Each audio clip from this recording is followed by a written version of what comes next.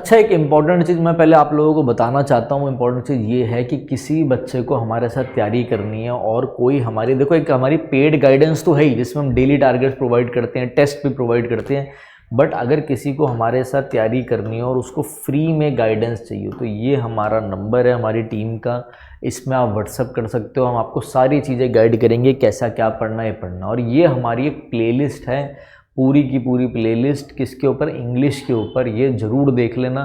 इससे दास 4 में भी बच्चों को हेल्प हुई थी, जो पेपर हुए थे, बॉर्डर में भी हुई थी, अब आपके एएस एमटीएस इन सब एग्ज़ाम में भी आपका हेल्प होगा। कोड अटेंडेंट वालों के लिए मैंने टेस्ट सीरीज़ भी ले आए हैं, हम एमटीएस वालों के लिए भी टेस्ट सीरीज़ ले आए हैं, तो आप हमें इस नंबर पे व्हाट्सअप कर सकते हैं, ठीक है। ये चीज़ ध्यान रखना। Hey guys, Vinay this side. तो आज जो मैं आपको डीएसएसबी का पीवाईक्यू कराने वाला हूँ, इसमें मैक्सिमम से मैक्सिमम क्या है, मैक्सिमम से मैक्सिमम इसमें आपके सारे के सारे cloze test, reading comprehension, PQRS, ये सारे हैं। तो चलो आज वीडियो को स्टार्ट करते हैं और ध्यान से चीज़ों को हम देखेंगे, ठीक है। आज क्या बोल रहा है सेल पीक्यूआरएस से आपका, एक बार ध्यान से देखते हैं। कह रहा है Bhutia has had 4 spells at I league football team. इसको नहीं है, क्या है आगे देखते हैं। Baichung Bhutia is considered to be the torch bearer of Indian football. अच्छा, ये इंट्रोड्यूस हुआ है, मैं बिना ये पढ़े ही मैं समझ गया कि बी से ही मेरा इंट्रोडक्शन होगा। ये कट गए, ऑप्शन हमारे कट गए और हमें ये पता चल गया कि अब इन्हीं दोनों में से हमें चेक करना है। बाकी जो अब हमारी लड़ाई है वो सी और डी ऑप्शन पे है, ठीक है। आ जाओ। तो बैचिंग भूतिया कंसिडर्ड, इसको कंसिडर किया जाए टॉर्च बियरर, मतलब सबसे leading of the Indian football in the international arena. Torch bearer वो होता है जो दूसरों को रोशनी दिखाए कि क्या करना है, एक गाइडेंस प्रोवाइड करे और सबसे तगड़ा काम करे। लीडर, पाइनियर, हैरबिंगर, इसकी प्रोनाउंसिएशन गलत हो सकती है बट आप समझ जाना, ठीक है। ऐसा टॉर्च बियरर हो। आ जाओ। ही इज ऑफन, अब हम इसी के बारे में बताएंगे ना। उसे बोला गया, उसे निकनेम भी दिया गया Sikkimese sniper because of A shooting skill in football. क्या मारता है वो, शॉट मारता है फुटबॉल में। तो बी सी आ गया, आगे चेक कर लो, बी सी में यही चेक कर लो बस। भूतिया has had 4 spells eight IIT football team east, इतना ये वो करके चलो बी सी, ए नहीं डी चेक करना है। 3 times Indian player of the year, इसने डिस्क्राइब किया भूतिया को God's gift to Indian football. अच्छा, 3 टाइम्स रहने वाला जो इंडियन का जो प्लेयर था बंदा, ये विजयन, इन्होंने डिस्क्राइब किया भूतिया क्या है, गॉड्स, भूतिया को कि भाई गॉड गिफ्ट है उनको इंडियन फुटबॉल का। बी सी डी ए आपका करेक्ट था, लगाओ और आगे बढ़ो। बस ऐसी हमारे सेशन देखते देखते चीज़ें आप सीख जाओगे। अनन्या वॉज नोन फॉर और habit of exaggerating stories. Underline जो है सेम मीनिंग वाला कोई वर्ड यहाँ बता दो, ठीक है। टेल मतलब पिछली क्लास में बताया था, टेल मतलब होता है स्टोरी, सिंपल स्टोरी, कहानी। एलिगरी क्या होता है, देखो समझो। एक बंदा है, 2 बंदे हैं, समझो दो बंदे हैं, एक बंदा वीक है और एक बंदा पावरफुल है, ठीक है। तो मैंने यहाँ पे ऐसे बना दिया, देखिए एक बार देखिए, चूहा सही लग रहा है, चूहा, ये चूहा है, नहीं पता लग रहा है चूहा नहीं है ना, तो मान लो चूहा है, ठीक है। ये हो गया कौन, हाथी, ठीक है। तो ये मैंने बताया, ये है माउस, ठीक है। माउस का प्लूरल माइस होता है, ये भी ध्यान रखना, ठीक है। और ये है हमारा क्या, एलिफेंट, ठीक है। अब आप एक बार बताओ मुझे, माउस का फीमेल माइस तो नहीं होता कहीं, ठीक है। देखो माउस और एलिफेंट 2 बंदे हैं। एलिगिरी समझा रहा हूँ, एलिगिरी क्या होता है, जब फोटोज के द्वारा बताया जाए और एक्सप्लेनेशन दिया जाए, फोटोज नहीं सिंबल्स के द्वारा स्टोरी समझाई जाए, उसे हम एलिगिरी कहते हैं। कि मैंने इसमें बताया वीक, तो वीक कौन होगा आप समझ जाओगे, माउस होगा। पावरफुल कौन होगा, एलिफेंट होगा। तो ऐसे जब हम सिंबल से कोई चीज़ समझाते हैं तो उन चीज़ों को बोलती है एलिगिरी, ध्यान रखना। तो ये भी कट हो गया। मिथ मतलब क्या होता है, मिथ मतलब एक तो होता है झूठी कहानी, अरे मिथ है, इसको प्रूव नहीं हुआ, ये जेन्युइन चीज़ें नहीं है, जो अफवाहें चलती आ रही हैं वो है। दूसरा मिथ का कभी आता है तो इसका एग्जैक्ट मतलब होता है पुरानी कहानी है, जो पता नहीं सच है कि नहीं है, बट ट्रेडिशनल स्टोरी है, मतलब traditional story,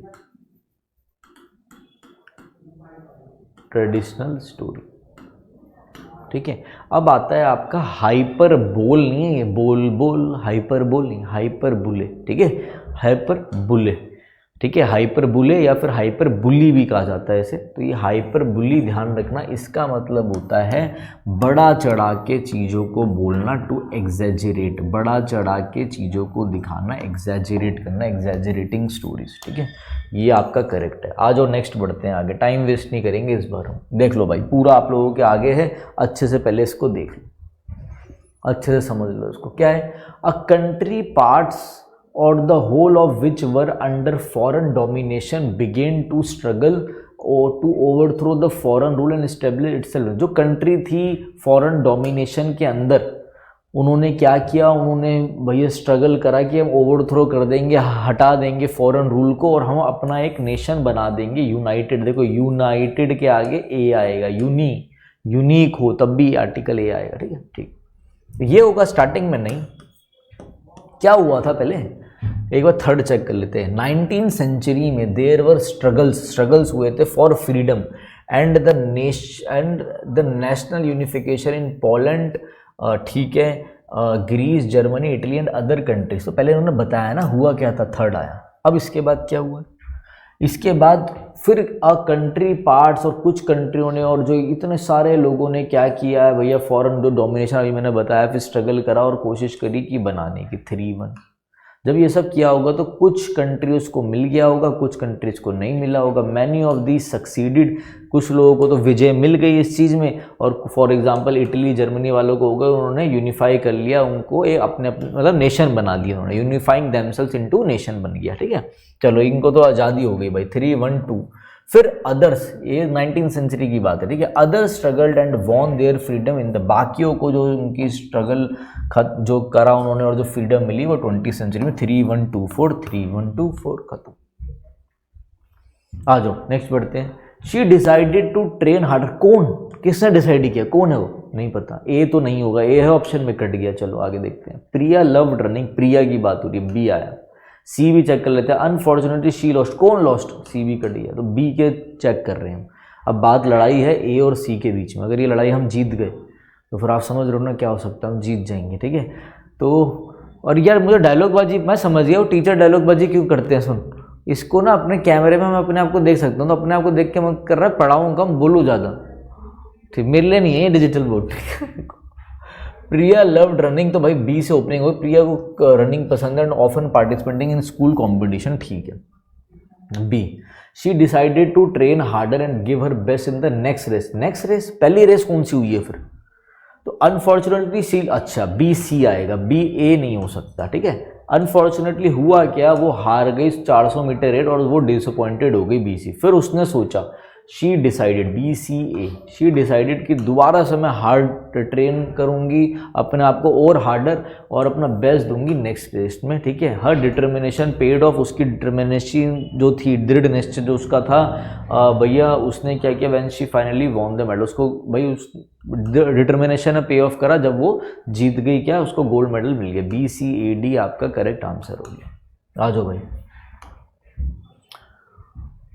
5th question. Modern farming methods have increased crop yield significantly in the recent decades. A चेक कर लेते हैं पहले। ठीक है, हाँ।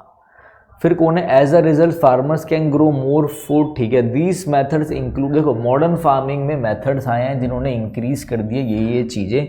ए सी चेक करूंगा, क्यों? क्योंकि इन्हीं मेथड्स के बारे में बात हो रही है। These methods include the use of high and, ये वो ऐसे करके ए सी। उसके बाद ए सी के बाद as a result farmers can now grow more food on less, कम लैंड में ज़्यादा फूड वो ग्रो कर सकते हैं। A C B, this progress has helped countries reduce hunger, भूखमरी से, और improve their economy. A C B D आपका करेक्ट हो गया। और चेक कर लेना, सी दीज मेथड्स कट गया, A B as a result farmers, नहीं ये ए सी बी डी। पहले देखो बेस्ट क्या था, जैसे मॉडर्न फार्मिंग मेथड्स आया ना, उसके बाद ही सीधा बताया दीज मेथड्स, तो ये पता चल गया ए सी आएगा, बस ये पेयरिंग पकड़नी थी और कुछ नहीं था। ठीक है, अब कुछ बच्चे बोलेंगे सर हमें भी करने का मौका दो इससे पहले वेट करके, तो भाई मैं रिकॉर्डेड सेशन ही डालूंगा, तो आप आराम से पॉज करके देख लेना। ठीक है, आज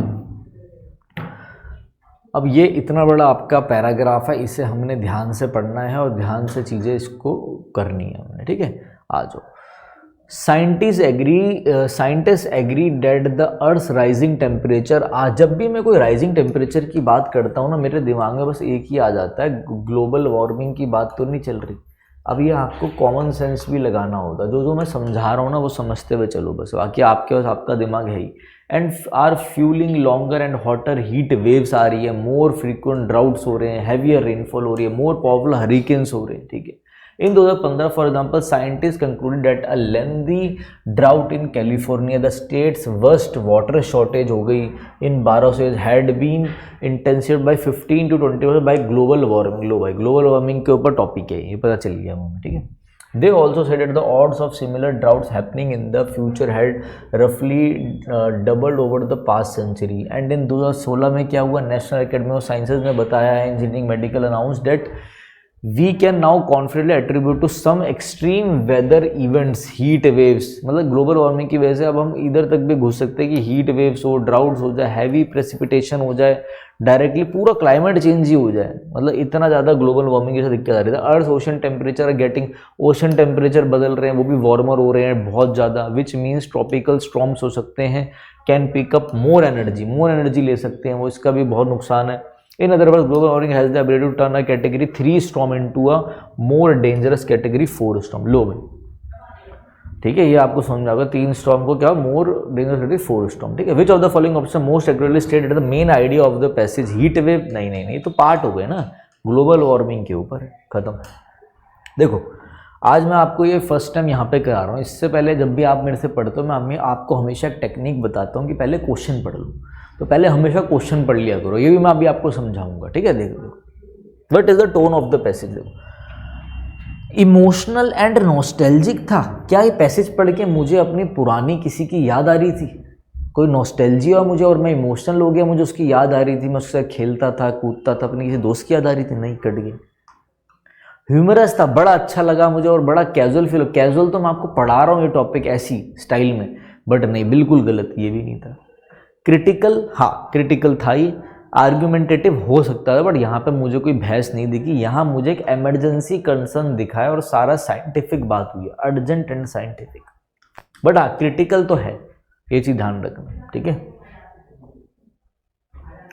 select the most appropriate antonym बताना है फ्रीक्वेंट का। फ्रीक्वेंट मतलब होता है जो चीजें लगातार हो, रेगुलर एक्शन हो, फ्रीक्वेंट एक्शन हो, ठीक है। इसका उल्टा बताना, ऑड नहीं, नॉन स्टॉप मतलब रेगुलर है, ओरिजिनल नहीं, इर्रेगुलर हो, इर्रेगुलर चला गया आपका, ठीक है, इर्रेगुलर।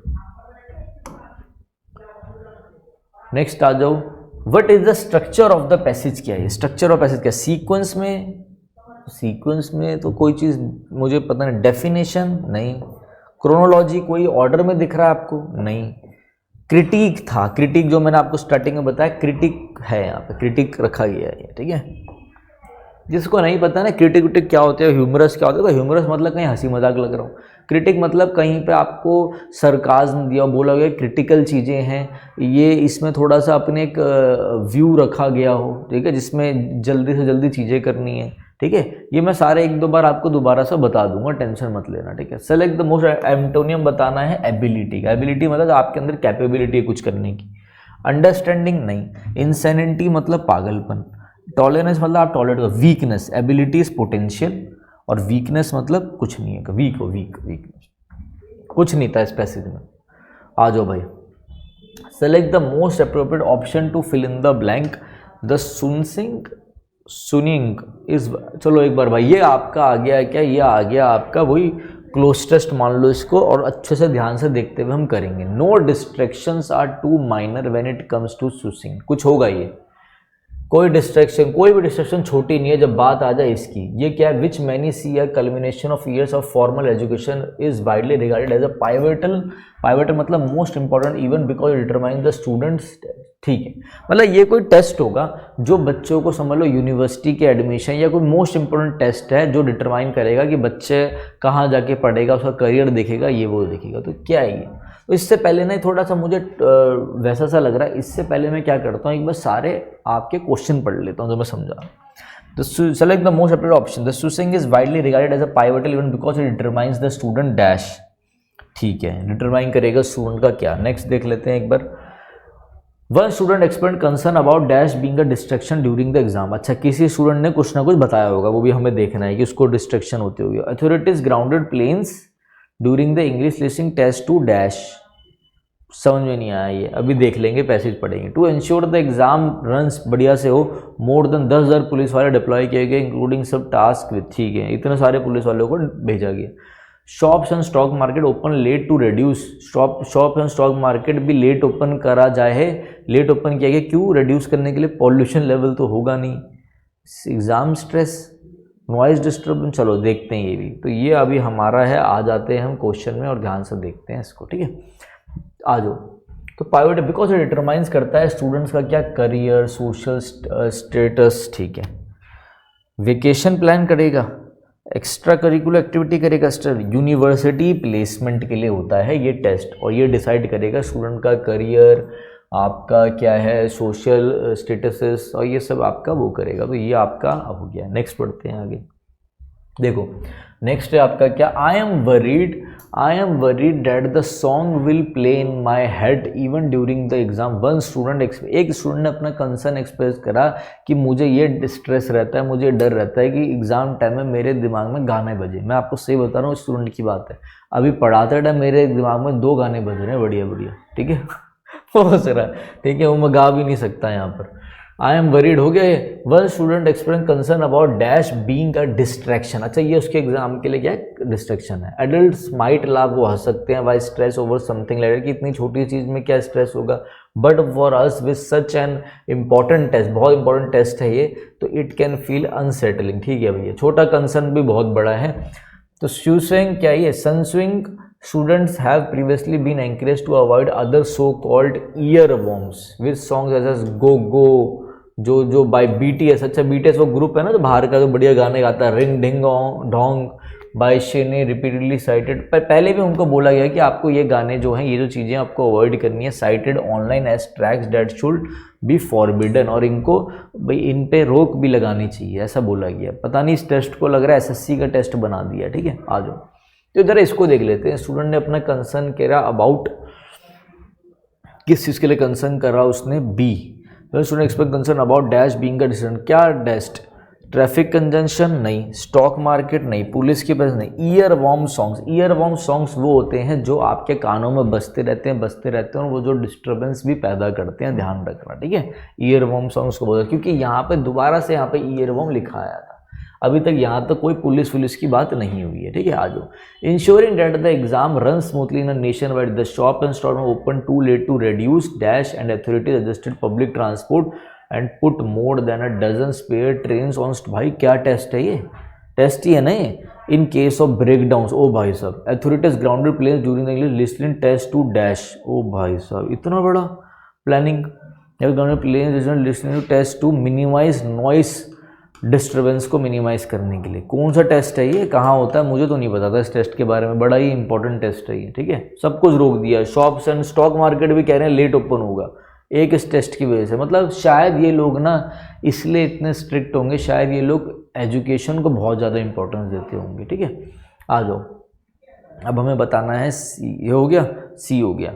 अथॉरिटीज ये मिनिमाइजेस नॉइज डिस्टर्बेंसेस हो जाएगा। आगे आ जाओ। For to ensure that the exam में मोर देन 10,000 डिप्लॉय करेगा including some task with late to stand by में authorities grounded to dash to ensure the exam more than with deployed including some task with dash. क्या करने के लिए, distributing exam material. इसके लिए police वाले रखे जाएंगे कि डिस्ट्रीब्यूट करा जाए एग्जाम मटेरियल, नहीं, रिड्यूस तो कर ही दिया उन्होंने। सुपरवाइजिंग हो टेस्ट, अच्छे से टेस्ट को सुपरवाइज करा जाए, कोई चीटिंग वीटिंग ना हो। फेयरिंग हो स्टूडेंट्स कि भैया एमरजेंसी कंडीशन है, फेरी मतलब होता है इधर से उधर ले जाना, ठीक है, तो पुलिस वाले लेके जाएंगे, बिल्कुल गलत, थर्ड हो गया आपका। नेक्स्ट